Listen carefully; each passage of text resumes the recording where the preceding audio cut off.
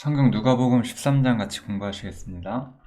누가복음 13장도 이스라엘과 주님 간의 관계를 통해서 어떠한 변화가 일어나는지 이런 부분을 계속해서 이야기를 하고 있죠. 그래서 이제 주님께서 이스라엘 가운데서 사역을 하실 때 이제 어떤 사람들이 와요. 그래서 빌라도가 갈릴리 사람들의 피를 저희의 제물에 섞은 이런 사건이 있었대요. 그러니까 이거는 어떤 갈릴리 사람들이 아주 굉장히 좀 특별한 불행한 일을 겪은 거예요, 지금. 우리 이렇게 인생을 살다 보면 어떤 알 수 없는 불행한 일들을 경험을 하게 될 때가 있죠. 그럴 때 이제 유대인들은 사실 이거는 유대인들만 그런 건 아니죠.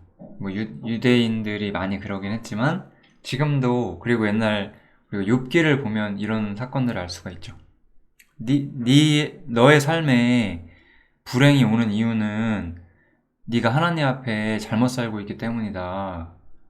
그래서 하나님께서 뿌린 대로 거두는 것처럼 너의 삶에 어떤 대가를 치르게 하는 것이다.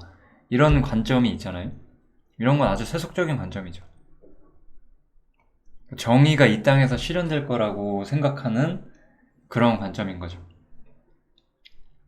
그러한 생각을 가지고 이 어떤 갈릴리 사람들이 빌라도한테 해받은 일을 이야기를 하는 거예요. 그러니까 예수님이 답하시는 것은 상당히 이들의 관점에서도 또 지금 우리의 관점에서도 사실 세상 사람들의 관점에서도 좀 놀라운 얘기를 하고 있는 거죠. 너희는 이렇게 빌라도한테 해받은 이 갈릴리 사람들이 다른 갈릴리 사람들보다 더 죄가 있어서 그런 것이라고 생각하느냐? 그렇지 않다라고 이야기를 하시는 거예요. 너희도 만일 회개치 아니하면 똑같이 망할 것이다. 이렇게 이야기를 하는 거죠. 주님의 말씀은 아주 간결해요. 우리 인생이 여기서 시작을 해서 뭐 어떤 사람은 여기서 끝날 수 있고 어떤 사람은 좀 더 가다가 끝날 수 있고 어떤 사람은 여기서 끝날 수가 있잖아요. 그런데 언제 끝나냐가 중요하지 않은 거예요. 이 사람들이 끝나서 어디에 가는 게 중요한 거예요. 이 사람들이 전부 다 끝나서 심판을 받는다는 거죠. 주님이 생각하시기에는. 너희가 조금 이 땅에서 불행한 일을 겪든 뭐 그렇지 않든 너희가 회개하지 않는다면은 너희에게 남은 것은 심판뿐이다. 주님께서는 그렇게 말씀하시면서 어떤 세속적인 관점에서 이 땅에서 불행을 겪는 것이 죄의 결과가 아니다. 이런 이야기를 해주시고 있는 거죠. 같은 원리의 비유가 한 번 더 나와요. 이건 이제 어떤 예를 들어서 이거는 빌라도 어떤 악인에게 불행을 경험하는 거고 이거는 좀 우리말로 치면 약간 재수가 없는 거죠. 뭐 붕괴 사고가 일어나서 10사람이 죽었어요. 우리 뉴스를 보면 때때로 이런 불행한 사고에 대한 뉴스, 그 다음에 어떤 악인들에 의해서 선량하다고 생각하는 사람들이 죽는 그런 뉴스들이 나오잖아요. 그런데 주님의 시야에 이건 아무것도 아니신 거였어요. 왜냐면 뭐 이 사람이 몇십 년 더 살다 죽는다고 해서 달라질 건 없었다는 거죠. 언제 죽느냐가 아니라 회개치 않는다면 똑같이 망할 것이다. 주님은 그 이야기를 그저 하고 계신 거죠.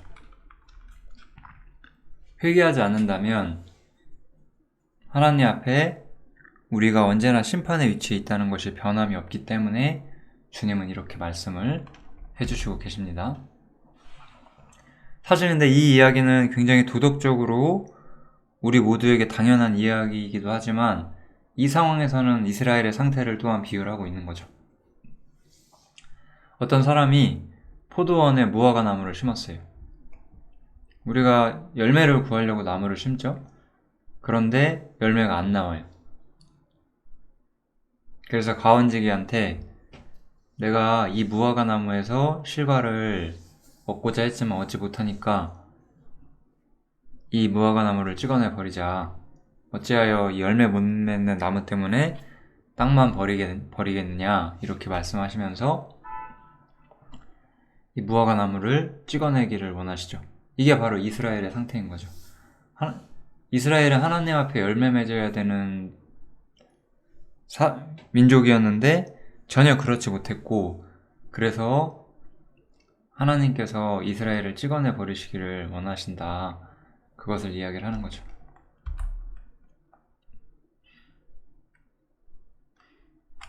근데 이제 이 가원지기가 주인이여 금년에도 그대로 두소서, 내가 두릅하고 거름을 줄이니 이후에 만일 실과가 열면은 이언이와 그렇지 않으면 찍어버리소서, 이렇게 말씀을 했대요. 이거는 어찌 보면 주님을 상징하는 것 같아요. 제가 봤을 때는 이 가원지기는 이 찍어내야 할 이 무화과 나무에 한 해만 더 기회를 달라라고 이야기를 하는 거죠.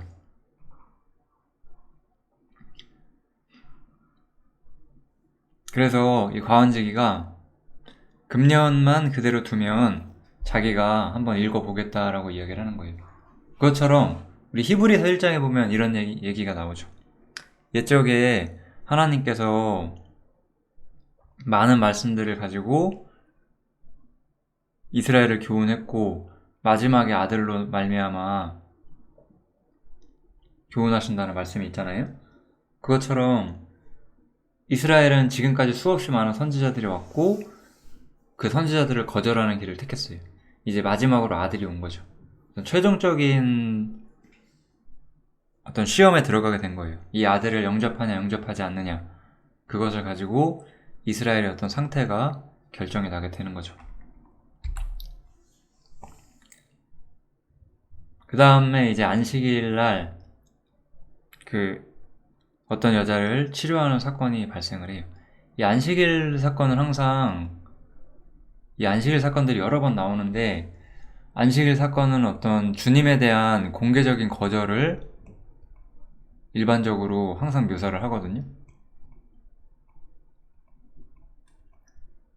우리가 반대로 생각하면은 주님께서는 안식일 아닐 때도 아브라함의 딸을 치료하실 수 있으셨고 항상 그렇게 하셨어요. 그런데 안식일 날도 쉬지 않으신 거죠.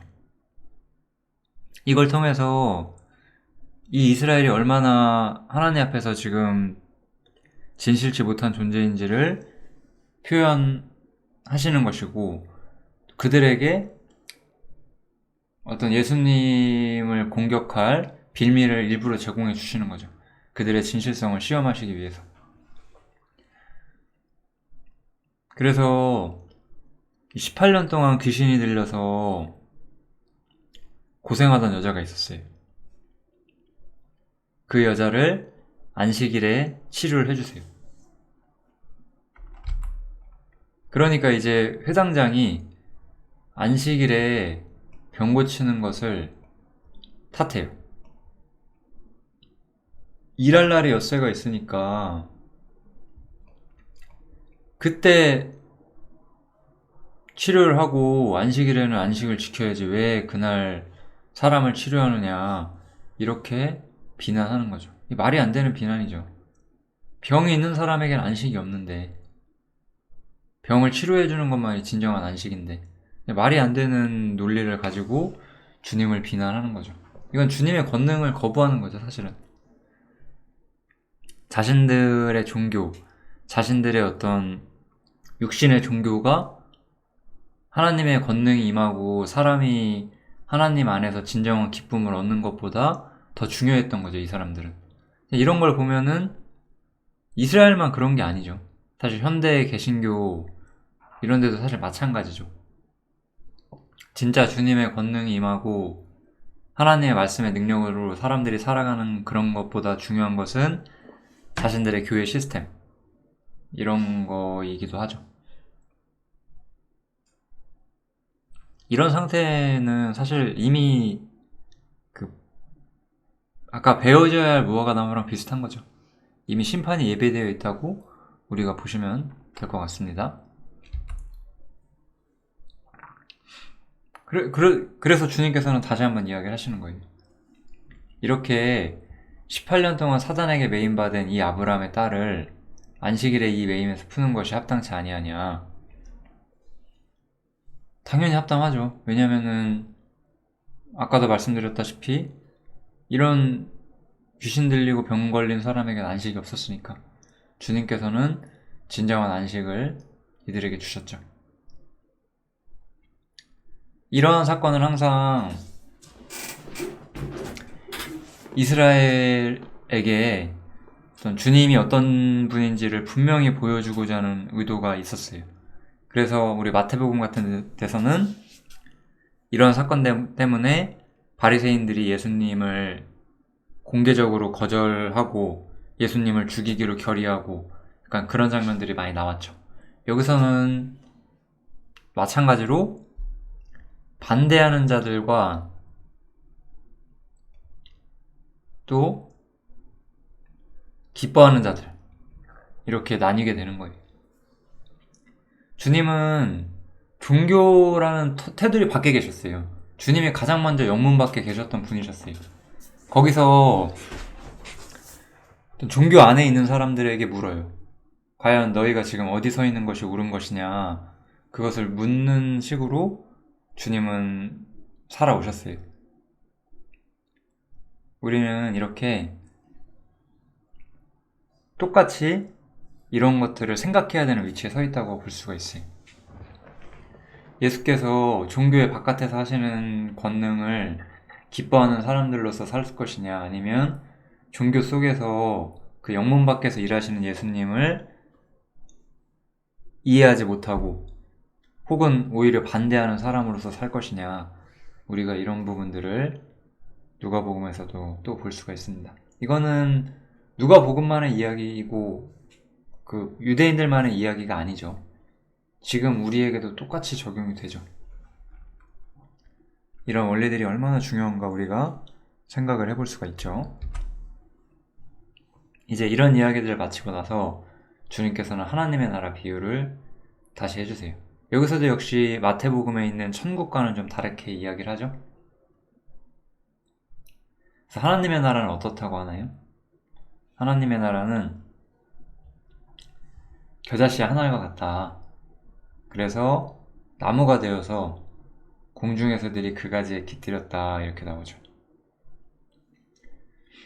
이 나무가 되고 공중의 새들이 곁들인다는 것, 이거는 세상에서 커다란 조직이 된다는 뜻이에요. 이 나무는 우리가 다니엘서에 이거에 대한 이야기가 나오고요. 제가 마태복음에서는 아마 자세히 설명했을 것 같아요. 여기서는 간단히 설명하겠습니다. 공중의 새들은 항상 마귀를 상징하죠.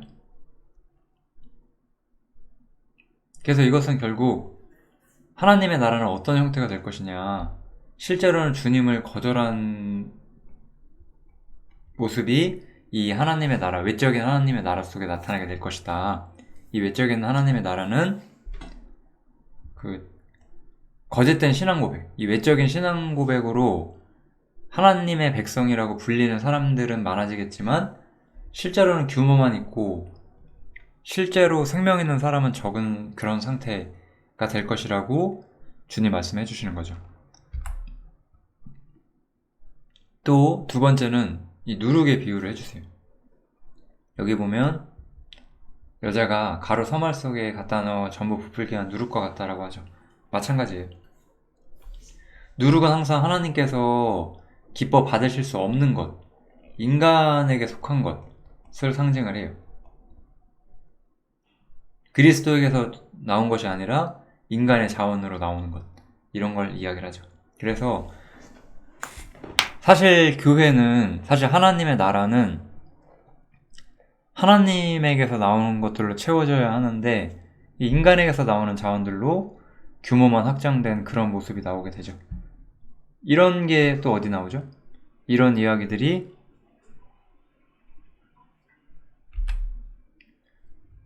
우리의 어떤 기독교 생활 전체에서 나오잖아요. 많은 사람들이 주님에게 받은 걸 가지고, 예를 들어서 제가 최근에 번제와 속죄제 이런 이야기를 강론을 좀 했는데요. 거기서 제가 번제에서 제가 이야기를 하잖아요. 우리가 하나님한테 나아갈 때는 예수님의 완전한 희생을 힘입어서 나아가고 다른 어떤 자원도 없다고. 그런데 그런 게 아니라 우리의 수고, 우리의 땀, 우리의 노력, 우리의 헌신 이런 걸 가지고 하나님께 나아간다고 하고 그런 걸로 스스로를 눕히면서 세워진 어떤 거대한 종교 시스템 이런 게 바로 누룩이죠. 이렇게 하나님의 나라는 주님을 거절했기 때문에 주님이 기대하시지 않은 그러한 잘못된 형태의 모습으로 이 하나님 나라가 외적으로 형성된다. 주님은 그 말씀을 지금 해주시고 계십니다. 이런 이야기들이 있은 후에 여전히 주님께서는 이스라엘을 여행하시면서 말씀을 전하시고 그 천국을 전파하시고 계셨어요. 그런데 이제 여기서는 또 문제가 또 생기죠. 생각보다 주님을 거절하는 사람들이 많이 있었나 봐요. 그래서 누군가가 주여 구원을 얻는 자가 적으니까 이렇게 질문을 하게 돼요. 그때 주님께서는 참 이 대답은 참 우리에게도 시사하는 바가 너무 커요. 우리 교회는 이런 말을 너무 좋아하거든요. 니네 교회는 규모가 너무 작은데 그거 뭔가 잘못된 거 아니냐? 이런 이야기를 너무 좋아하거든요. 근데 예수님께서 각성각촌으로 다닐 때도 생각보다 주님을 영접하는 사람들이 적었고 그래서 구원을 얻는 자가 적냐고 누군가 물은 거잖아요. 그때 주님께서는 이런 것이 당연하다라고 말씀하시는 거예요. 그러니까 좁은 문으로 들어가라. 이렇게 대화가 전개가 되는 거죠. 우리가 가는 길은 좁은 문이고 좁은 길이에요. 대다수의 세상 사람들은, 그리고 대다수의 어떤 잘못된 종교 시스템 속에 있는 사람들은 이 길을 이해하지 못할 것이 당연해요. 왜냐면 우리는 영문 밖으로 나와야 되고, 우리는 사람의 자원으로 세워진 실상은 사단의 회인, 그러한 종교 시스템에서 하나님을 섬길 수가 없기 때문에 주님께서는 좁은 문으로 들어가기를 힘쓰라. 어디가 옳은 길인지를 잘 찾아봐라. 그렇게 이야기를 해주시고 있는 거죠.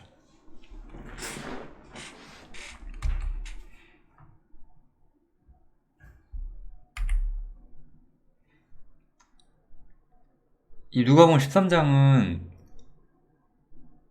사실 계속해서 어떤 무대로 비춰지는 부분은 이스라엘이에요. 우리가 여기서 또 볼 수 있는 것처럼. 그런데 어떤 이스라엘 어떤 대표자로서 어떤 교훈의 예가 되는 거죠. 어떤 무대에 있는 거예요, 이스라엘이. 그리고 우리가 이렇게 관객으로서 이 이스라엘을 보고 우리도 똑같은 입장이라는 거를 계속해서 볼 수 있는 것이 이 누가복음 13장의 어떤 좀 전체적인 그림의 특징인데, 그래서 이렇게 좁은 문으로 들어오지 않았을 때 이제 집주인이 문을 닫아요. 문을 닫은 다음에 밖에서 열어달라고 하면은 주님께서는 열어주시지 않는다고 말씀하시는 거죠. 그러면서 이 사람들은 어때요? 우리가 주 앞에서 먹고 마셨고 주님께서도 우리를 길거리에서 가르치지 않으셨습니까? 주님과 어떤 외면적으로는 연결돼 있었다고 말하는 거죠. 이스라엘도 그렇고 지금도 사실 많은 기독교인이 그래요. 그런데 주님께서는 실제로 나는 너희가 어떤 존재인지 모르겠다. 너희는 나와 정말로 연결된 적이 없다. 이렇게 이야기를 하는 거죠. 여기서는 이스라엘이 이렇게 하나님과 관계가 있었다고 했지만 실제로는 좁은 길로 오지 않았기 때문에 내쳐지는 것을 상징을 하고 있고, 지금도 사실 우리 모든 개인의 운명이 또한 이렇죠. 좁은 문으로 들어가기를 힘쓰지 않으면 이스라엘처럼 똑같이 망하게 되죠. 그러면서 주님께서는 여전히 이스라엘에 대해서 이야기를 하고 계세요. 여기 보시면 모든 자들아 나를 떠나가라 하리라. 너희가 아브라함과 이삭과 야곱과 모든 선지자는 하나님 나라에 있고, 이렇게 말씀을 해주시죠. 너희의 믿음의 선배들과 너희의 조상들과 선지자들은 좁은 길로 와서 나와 함께 있는데 너희는 그렇지 않다는 거예요. 너희는 그렇지 않았고 좁은 문으로 들어오지 않았고 주님께서는 행악하는 자들아 나를 떠나라 이렇게 말씀을 하는 거죠. 너희 조상들은 하나님 나라에 있겠지만 너희는 쫓겨나서 슬피 울며 이를 갈며 있을 것이다. 이렇게 말하면서 넓은 길을 추구한 사람들은 주님에게 오지 못한다. 이렇게 이야기를 해주시고 계십니다. 이제 다음 이야기로 넘어가서 사람들이 이제 동서남북으로 와서 하나님의 나라 잔치에 참석하리니 이 이야기는 참 누가복음의 정말 진정한 특징이죠. 누가는 설명하고 있는 거예요. 이스라엘은 하나님을 거절했기 때문에 이방인이 들어오는 것이다. 이렇게 설명하고 있는 거죠. 사람들이 동서남북으로부터 와서 하나님 나라 잔치에 참석하리니 여기서 말하는 이 사람들은 동서남북, 이스라엘 밖 동서남북에서 오는 이방인들을 말하는 거죠. 이방인들이 너희들이 거부한 하나님의 나라에 참여하게 될 것이다.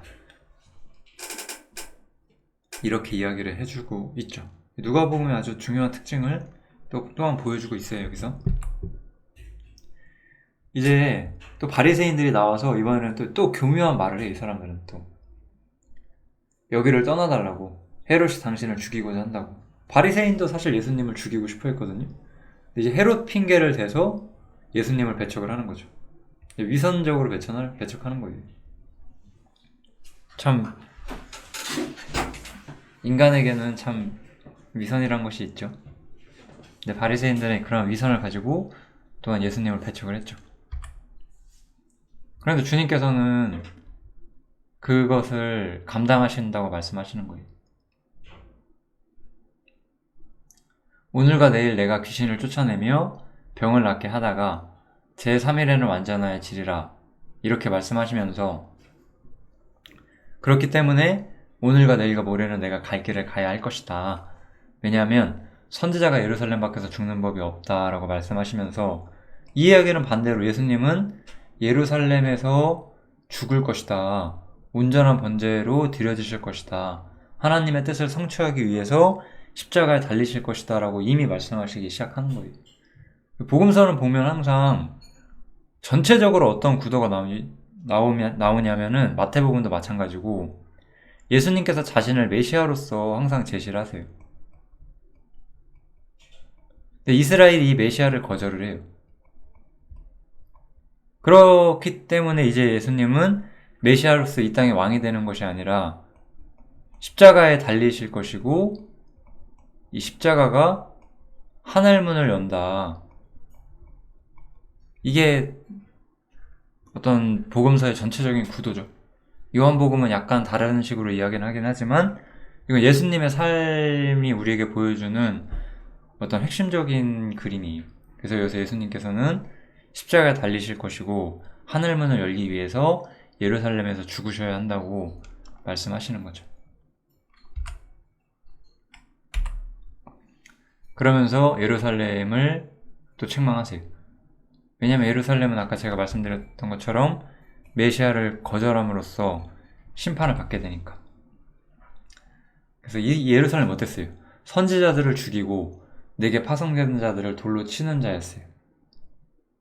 암탉이 제 새끼를 날개 아래 모음같이 내가 너희의 자녀를 모으려 한 일이 몇 번이냐. 주님께서는 계속해서 이스라엘에게 자비를 베푸셨고 이들이 하나님께 돌아올 수 있는 기회를 주셔왔는데 이들은 계속해서 거절했다는 거죠. 그렇기 때문에 너희의 집이 황폐해서 버림받을 것이다.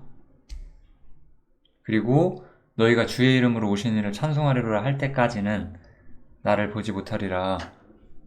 이렇게 이야기를 하세요. 즉 주님께서 때가 되시면 이스라엘을 회복하실 거예요.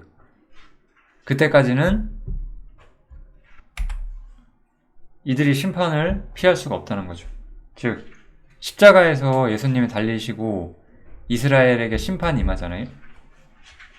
그 다음에 우리가 이렇게 심판이 임한 다음에 교회가 시작되는 걸 볼 수가 있죠. 그 다음에 이제 나중에 언젠가 우리가 휴거가 된 이후에 다시 한번 주님은 이 땅에서 마지막 하나님의 계획을 성취하실 거잖아요.